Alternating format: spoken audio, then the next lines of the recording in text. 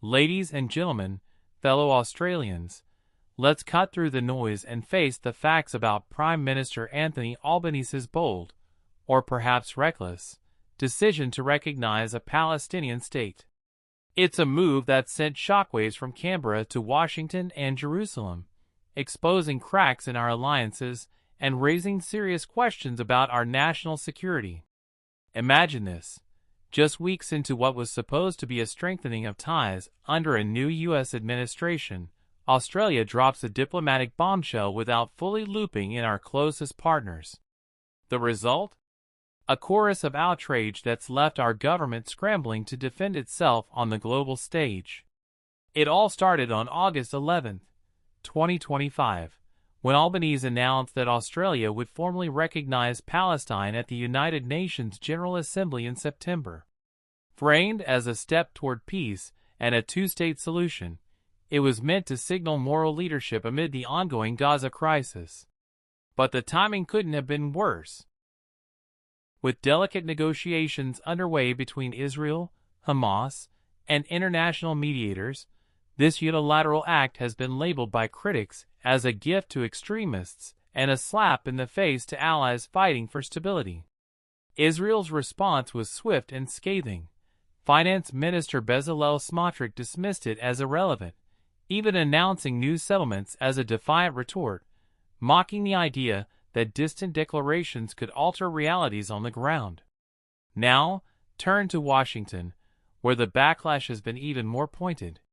Mike Huckabee, the U.S. ambassador to Israel under President Donald Trump, didn't mince words in a recent interview. He revealed personal discussions with Trump, describing an enormous level of disappointment and some disgust at Australia's move. Huckabee argued it blindsided the U.S., undermined ceasefire talks, and handed propaganda victories to Hamas. Why now? And why without full consultation? He questioned, echoing sentiments from insiders who fear this erodes trust in key pacts like AUKUS, our vital defense shield against rising threats in the Indo-Pacific, particularly from China. Foreign Minister Penny Wong insists she briefed U.S. Secretary of State Marco Rubio beforehand, but leaks suggest the Americans felt ambushed, viewing it as reckless diplomacy that prioritizes domestic politics over strategic alliances. Back home, the fallout is intensifying. Leaked memos from Parliament House reveal senior advisors warned Albanese against the timing, citing risks to AUKUS and broader U.S. relations. Ignored, those cautions now haunt the halls of power. Opposition MPs are demanding a parliamentary inquiry, while even Labour backbenchers whisper about a disastrous miscalculation. Whispers in Canberra hint at potential calls for Wong's resignation if the diplomatic storm worsens, and Albanese himself could face internal blowback. This isn't just foreign policy theater. It's a gamble that could cost us credibility, investment, and security partnership we've built over decades. But here's where it gets deeper. Beyond the headlines, this episode highlights a broader tension in Australian foreign policy.